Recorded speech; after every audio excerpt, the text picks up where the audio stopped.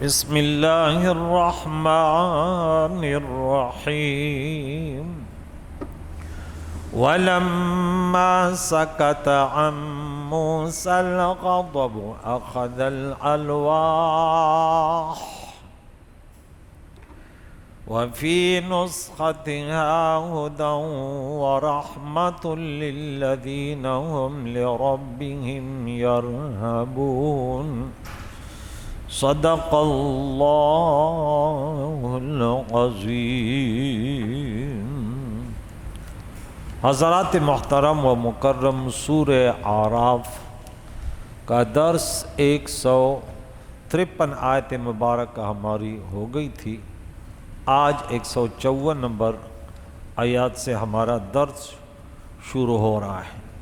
اس میں رب کریم نے فرمایا وَلَمَّا سَكَتَ عن موسیٰ الغضب، اور جب موسیٰ علیہ السلام کا غصہ ٹھنڈا ہو گیا، موسیٰ علیہ السلام کا غصہ جاتا رہا، اخذ الالواح، تو موسیٰ علیہ السلام نے توریت کی تختیاں اٹھا لی، وفی نسختہا ھدی، جن کے تحریر میں ان لوگوں کے لیے ہدایت و رحمت اور رحمت تھی، للذین ہم لربہم یرہبون، جو اپنے رب سے ڈرتے ہیں۔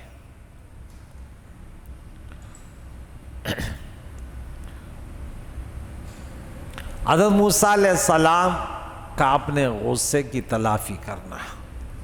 حضرت موسیٰ علیہ السلام نے جب یہ جان لیا کہ بھائی حضرت ہارون علیہ السلام سے کوئی کوتاہی نہیں ہوئی تھی اور ان کا عذر صحیح تھا، تو انہوں نے توریت کی جو تختیاں ڈالی تھی وہ اٹھا لی اور حضرت ہارون علیہ السلام کے لیے دعا کی۔ جب حضرت موسیٰ علیہ السلام کو غصہ آیا تھا، اس وقت بھی انہوں نے غصے میں دو کام کیے تھے۔ نمبر 1، توریت کی تختیاں زمین پر ڈال دی تھی، اور نمبر 2، اپنے بھائی حضرت ہارون علیہ السلام کو سر سے پکڑ کر اپنے طرف کھینچا تھا، اور جب غصہ جاتا رہا، غصہ ٹھنڈا ہو گیا، تب بھی حضرت موسیٰ علیہ السلام نے اس کے تلافی کے لیے دو کام کیے۔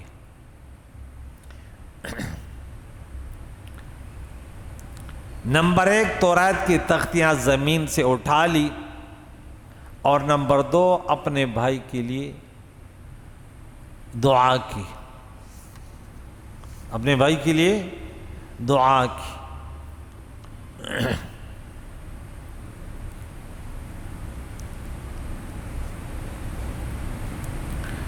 امام فخر الدین رازی رحمۃ اللہ علیہ، جس کے سن وفات 606 ہجری ہے، اس نے لکھا کہ الالواح، لوح کی جو جمع ہے،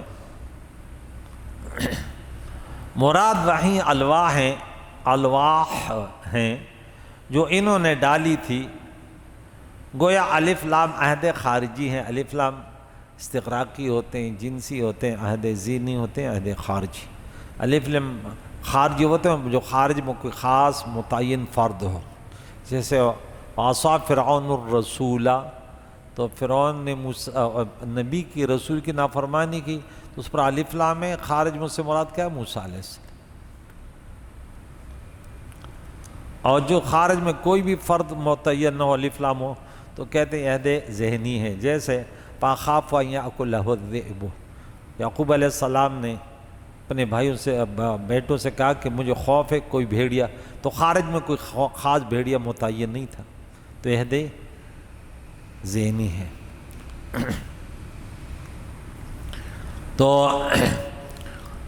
اور اس میں یہ ظاہر دلیل ہے کہ ان تختیوں میں سے کوئی تختی ٹوٹی تھی نہ باطل ہوئی تھی، اور وہ جو بعض روایات میں ہے کہ توریت کے 7 اجزاء میں سے 6 اجزاء اٹھا لیے گئے تھے اور صرف ایک جز باقی رہ گیا تھا، وہ صحیح نہیں ہے۔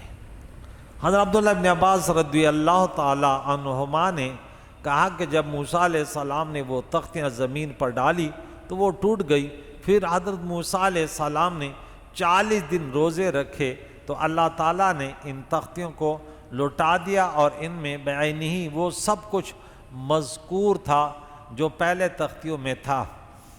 اس تقدیر پر وفی نسختہا کا معنی یہ ہوگا کہ اس میں جو کچھ لکھا ہوا تھا وہ ہدایت اور رحمت تھی، اور اگر ہم یہ کہیں کہ وہ تختیاں ٹوٹی نہیں تھی اور حضرت موسیٰ علیہ السلام نے تختیاں ڈالنے کے بعد بعینہ انہی تختیوں کو اٹھا لیا تھا، اور اس میں کوئی شک نہیں ہے کہ وہ لوح محفوظ میں لکھی ہوئی تھی، اور اب بھی فی نسختہا کا یہی معنی ہوگا کہ اس کی تحریر میں ان لوگوں کے لیے ہدایت اور رحمت ہے جو اپنے رب سے ڈرتے ہیں۔ تفسیر کبیر جلد نمبر 5 صفحہ 374 ہے۔ اس کا معنی یہ ہے کہ اللہ تعالیٰ سے ڈرنے والوں کے لیے اس میں نیک کاموں کی ہدایت، اللہ تعالیٰ کی عبادت کے طریقوں اور صالح حیات کے لیے اس میں مکمل دستور عمل ہے، اور اگر اس میں کوئی کوتاہی ہو جائے تو پھر اللہ تعالیٰ سے توبہ کرنے والوں کے لیے رحمت ہے۔ یہ اس آیت کی تفسیر کہ موسیٰ علیہ السلام نے جب غصہ اس کا چلا گیا تو اس تختیوں کو اٹھایا اور ان کے تحریروں میں ان لوگوں کے لیے ہدایت اور رحمت جو اپنے رب سے ڈرتے۔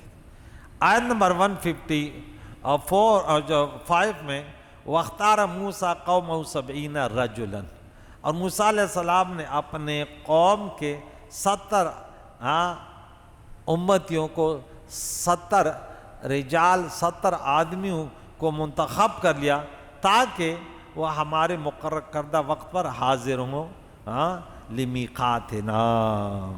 فلما اخذتهم الرجفۃ، پھر جب ان کو زلزلے یا کڑک نے گرفت میں لے لیا، قال ربی لو شئت، تو موسیٰ علیہ السلام نے عرض کہ اے میرے رب اگر تو چاہتا، اہلکت من قبل، اگر تو چاہتا تو انہیں اور وَإِيَّايَ اور مجھے اس سے پہلے وفات دیتا، موت دیتا۔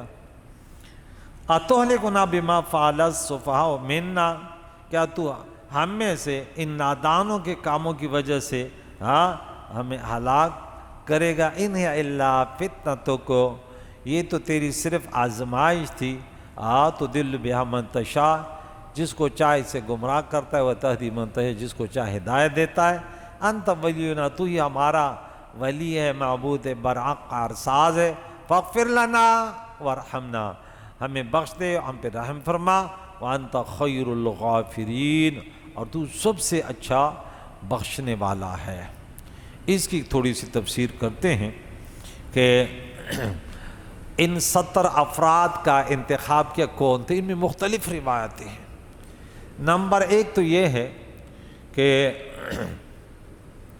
حضرت علی کرم اللہ وجہ کریم بیان کرتے ہیں کہ حضرت موسیٰ علیہ السلام، حضرت ہارون علیہ السلام بشر اور بشیر ایک پہاڑ کی طرف روانہ ہوئے۔ حضرت ہارون علیہ السلام اپنے تخت پر لیٹ گئے اور اللہ تعالیٰ نے ان پر وفات طاری کر دی، وہاں سے ان کی روح قبض کر دی گئی۔ جب حضرت موسیٰ علیہ السلام واپس آئے تو بنی اسرائیل نے ان سے پوچھا ہارون علیہ السلام کہاں ہے؟ انہوں نے کہا کہ اللہ تعالیٰ نے ان کو وفات دے دی۔ بنی اسرائیل نے کہا آپ نے ان کو قتل کیا ہے، آپ ان پر حسد کرتے تھے کیونکہ وہ ہمارے ساتھ بڑی نرمی سے پیش آتے تھے، نرم دل تھے۔ حضرت موسیٰ علیہ السلام نے فرمایا تم تصدیق کے لیے جن کو چاہو منتخب کر لو۔ انہوں نے ان 70 آدمیوں کا انتخاب کیا، اور جب وہ اس مقررہ وقت پر پہنچے تو ہارون علیہ السلام سے پوچھا کہ اے ہارون تم کو کس نے قتل کیا ہے؟ ہارون علیہ السلام نے کہا مجھے کسی نے قتل نہیں کیا، لیکن اللہ تعالیٰ نے مجھے وفات دی ہے۔ تب بنو اسرائیل نے کہا اے موسیٰ علیہ السلام ہم آئندہ آپ کی نافرمانی نہیں کریں گے۔ یہ تفسیر ابن ابی حاتم جلد نمبر 5 صفحہ 1573 پر مکتوب ہے۔ علامہ قرطبی اپنی روایت کرتے ہیں کہ اس کی شان نزول میں روایت کا ذکر کرتے ہیں کہ دوسری روایت ہے کہ امام ابن حاتم نے اپنی سند کے ساتھ روایت کرتے ہیں کہ علی بن ابی طلحہ بیان کرتے ہیں کہ حضرت عبداللہ بن عباس رضی اللہ تعالیٰ عنہ نے اس آیت کی تفسیر میں فرمایا اللہ رب العزت نے حضرت موسیٰ علیہ السلام کو حکم دیا تھا کہ وہ اپنے قوم میں سے 70 آدمیوں کو منتخب کریں، اور موسیٰ علیہ السلام نے ان کا انتخاب کیا اور وہ اپنے رب سے دعا کریں، اور انہوں نے اللہ تعالیٰ سے یہ دعا کی اے اللہ ہمیں وہ نعمت عطا فرما جو تو نے ہم سے پہلے کسی کو نہیں دی اور نہ ہمارے بعد کسی کو وہ نعمت ہے۔ یہ دعا قوم نے کی، موسیٰ علیہ السلام نے ان کا انتخاب کیا کہ تو اپنے رب سے دعا کریں، انہوں نے یہ دعا کی ہمیں اللہ یہ دے دے یہ دے دے، کسی اور کو نہ دے۔ اللہ تعالیٰ کو ان کی یہ دعا ناگوار گزری، تب ان کو ایک زلزلے نے اپنی گرفت میں لے لیا اور تمام کے تمام انتقال کر گئے۔ یہ دوسرا واقعہ بیان کیا کہ یہ 70 افراد ایسے انتقال کر گئے۔ علامہ آلوسی رحمۃ اللہ علیہ بڑے محقق ہیں، 1270 سن وفات ہیں، اور بہت مفسرین نے امام جریر متوفی 360 کی اس روایت پر اعتماد کرتے ہیں کہ امام محمد بن اسحاق نے بیان کیا کہ جب موسیٰ علیہ السلام اپنی قوم کے طرف لوٹے اور بچڑے کی عبادت کرنے پر اسرائیل کو ملامت کی اور بچڑے کو جلا کر اس کے ذرات کو سمندر میں ڈال دیا، پھر حضرت موسیٰ علیہ السلام نے اپنی امت میں سے انتہائی نیک افراد جن کی تعداد 70 تھی ان سے فرمایا تو میرے ساتھ اللہ تعالیٰ سے ملاقات کے لیے چلو، اور اپنی قوم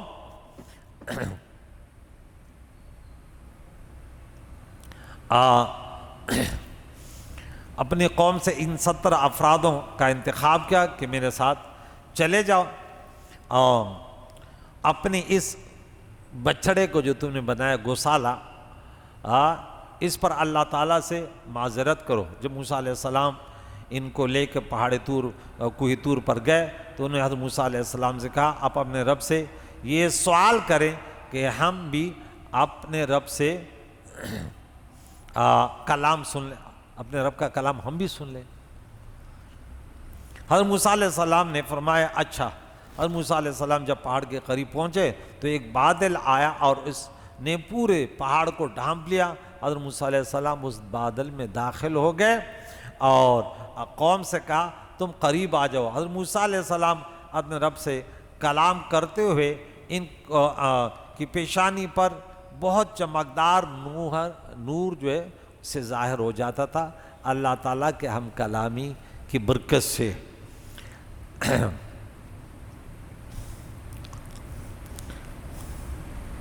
تو اس کو دیکھنے کی کوئی طاقت نہیں رکھتا تھا، تو وہ اپنے پیشانی پر نقاب ڈالتے تھے۔ جب قوم اس بادل سے اندر داخل ہوئے تو سجدے میں گر گئے، حضرت موسیٰ علیہ السلام سے کلام کر رہے تھے رب، اور وہ سن رہے تھے۔ جب موسیٰ علیہ السلام فارغ ہو گئے اور بادل چھٹ گیا تو یہ لوگ حضرت موسیٰ علیہ السلام سے کہنے لگے لَن نُؤْمِنَ لَكَ حَتَّى نَرَى اللَّهَ جَهْرَةً۔ پہلے مرتبہ موسیٰ علیہ السلام نے کلام کیا تھا تو اس کو بھی بڑا مزہ، بولے اللہ مجھے اپنا دیدار کروا دے۔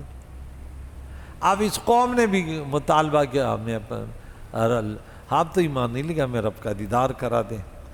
جب اللہ تعالیٰ کو ہم بالکل عیاں نہ دیکھے تو ہم ایمان نہیں لائیں گے۔ اس وقت ان پر بجلی کی ایک کڑک آئی اور وہ سب کے سب وہیں بے ہوش ہو کے مر گئے۔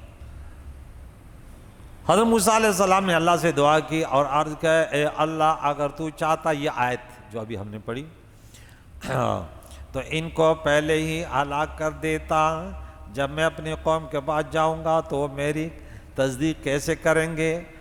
وہ کڑک سے ہلاک ہو گئے، نہیں مانیں گے اور آئندہ مجھ پر کبھی اعتماد نہیں کریں گے۔ حضرت موسیٰ علیہ السلام مسلسل اپنے رب کے حضور دعا کر رہے تھے گڑ گڑا کر۔ بالآخر اللہ تعالیٰ نے ان میں روحیں لوٹا دی۔ پھر بنی اسرائیل نے جو بچڑے کی پرستش کی تھی ان پر توبہ کی، مگر اللہ تعالیٰ نے فرمایا جب تک یہ ایک دوسرے کو قتل نہیں کریں گے تب تک ان کی توبہ قبول نہیں ہوگی۔ فَاقْتُلُوا أَنفُسَكُمْ ذَلِكُمْ خَيْرٌ لَكُمْ عِنْدَ بَارِئِكُمْ۔ یہاں پہ ایک تھوڑا سا اعتراض ہے کہ سورہ بقرہ میں فرمایا کہ صاعقہ نے اس کو پکڑا، اور اس صورت میں فرمایا ان کو رجفہ نے پکڑ لیا، زلزلہ۔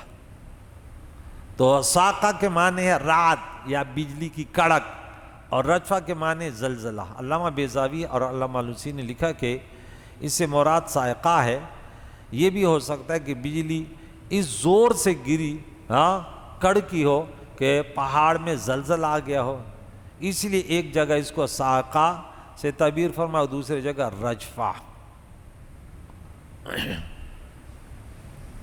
قلبی نے کہا کہ اس سے مراد زلزلہ ہے، مجاہد نے کہا اس سے مراد موت ہے، وہ سب مر گئے تھے پھر ان کو زندہ کیا۔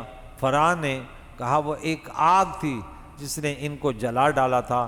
حضرت موسیٰ علیہ السلام کا یہ گمان تھا کہ یہ ہلاک ہو گئے ہیں، لیکن وہ ہلاک نہیں ہوئے تھے۔ اور رجفہ سے مراد حرکت شدیدہ، اور ان کو حرکت شدیدہ نے جو اپنی گرفت میں لیا تھا اس کے سبب کے متعلق 4 اقوال ہیں۔ یہ مختصر جو گزرے، اب اس کے 4 اقوال سنا دیتا ہوں۔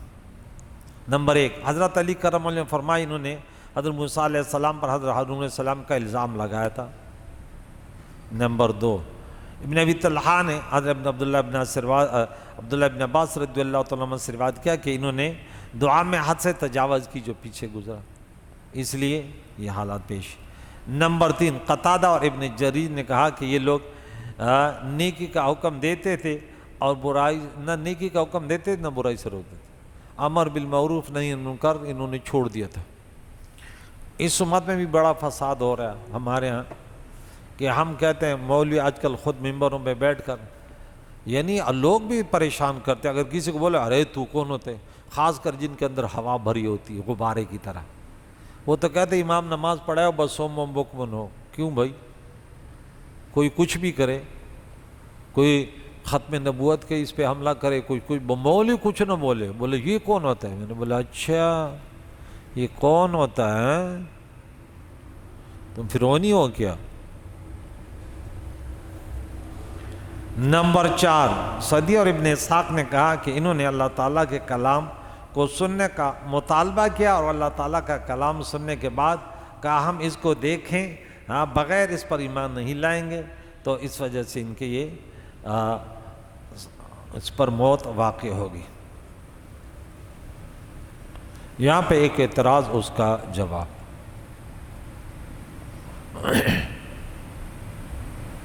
یہ بھی سن لیتے ہیں۔ اس کے بعد اور موسیٰ علیہ السلام کی دعا نقل فرمائی، کیا تو ہمیں ان سے نادانوں کے کاموں کی وجہ سے ہلاک کرے گا؟ اس جگہ یہ سوال ہوتا ہے کہ اللہ تعالیٰ کسی ایک کے جرم سے دوسرے کو سزا نہیں دیتا، وَلَا تَزِرُ وَازِرَةٌ وِزْرَ۔ تو موسیٰ علیہ السلام نے اللہ تعالیٰ کے متعلق کیسے گمان کیا کہ اللہ تعالیٰ ان 70 اسرائیلیوں کے قصور کی وجہ سے اور موسیٰ علیہ السلام کو ہلاک کرنے مبتلا کرے گا؟ امام راضی نے اعتراضات کا جواب دیا کہ یہ استفہام نفی کے معنی میں ہے، یعنی اللہ تعالیٰ ایسا نہیں کرے گا جیسے کہتے ہیں کیا تم اپنے خدمت کرنے والے کی بے عزتی کرو گے، یعنی نہیں کرو گے، یعنی تم ایسا نہیں کرو گے۔ اسی طرح حضرت موسیٰ علیہ السلام کے قول کا معنی ہے کہ ہم تو ہلاکت میں نہیں ڈالے جائے گا۔ اس اعتراض کا یہ جواب بھی دیا جا سکتا ہے کہ موسیٰ علیہ السلام کو یہ گمان نہیں تھا کہ اللہ تعالیٰ انہیں کسی پریشانی میں مبتلا فرمائے گا۔ وہ اپنے اس کلام سے ان 70 اسرائیلیوں کی شفاعت کرنے چاہتے تھے جو اپنے نادانی اور حماقت کی وجہ سے رات کے کڑک میں مبتلا ہو کر مارے گئے تھے۔ اس لیے انہوں نے اپنی ذات کو درمیان میں ڈالا کہ یہ تو قصوروار ہیں، لیکن اگر ان کی سزا برقرار رکھی گئی تو میں پریشانی میں مبتلا ہوں گا، اور بنی اسرائیل ان کے متعلق مجھ سے سوالات کریں گے تو مہربانی فرما کے ان کو دوبارہ زندگی دے۔ اب وہ آخری وہ جملہ کہ کہ اللہ تعالیٰ کی معافی و مخلوق کے معافی میں کتنا فرق ہے؟ 5 قسم کا۔ یہ سماعت فرمائیں، بڑی اچھی بات ہے یہ۔ حضرت موسیٰ علیہ السلام نے دعا میں یہ کہا تھا تو سب سے اچھا بخشنے والا ہے، وَأَنْتَ خَيْرُ الْغَافِرِينَ، کیونکہ مخلوقات میں سے جب کوئی کسی کو بخشتا ہے تو دنیا میں اس سے اپنی تعریف و توصیف کا طالب ہوتا ہے، نمبر 1 کہ وہ میری تعریف کرے، نمبر 2 یا آخرت میں ثواب کا طلبگار ہوتا ہے کہ چل اللہ ثواب دے گا، نمبر 3 یا معافی مانگنے والے کے حال کو دیکھ کر اس کے دل میں رقت پیدا ہوتی ہے، دل سے اس رقت کو زائل کرنے کے لیے وہ معاف کر دیتا ہے، یا یہ نیت ہوتی ہے کہ آج میں اس کو معاف کروں گا تو کل یہ مجھے معاف کرے گا، نمبر 4 یا ماضی میں کبھی اس نے ان کو معاف کیا ہو تو اس کا احسان چکانے کے لیے وہ اس کو معاف کر دیتا ہے۔ تو عرض معافی کرنے سے مخلوق کی کوئی نہ کوئی عرض ہوتی ہے، اور اللہ تعالیٰ بغیر کسی سے وجہ سے وہ معاف کر دیتا ہے۔ تو یہاں اس لیے موسیٰ علیہ السلام وَرْحَمْنَا وَأَنْتَ خَيْرُ الْغَافِرِينَ، کریم اللہ سے دعائے، قرآن مجید فرقان حمید کے تعلیمات سے ہم سب کو بہرمند فرمائے۔ کل سے بڑا پیارا درس، یعنی درس پورا ہی پیارا ہوتا ہے، لیکن کل موسیٰ علیہ السلام نے جو دعا کی ہمیں بھلائی عطا کر، پھر اللہ نے فرمایا یہ بھلائی عطا کرنا یہ اس نبی کی امت کے لیے ہے۔ پھر وہ جو پیاری پیاری باتیں ہیں کہ اس امت کی شان کتنی ہے، کریم اللہ سے دعائے ہمیں قرآن پاک سن کر اس پر عمل کر کے دوسروں کو پہنچانے کی توفیق عطا فرمائے۔ صلی اللہ علیہ وسلم محمد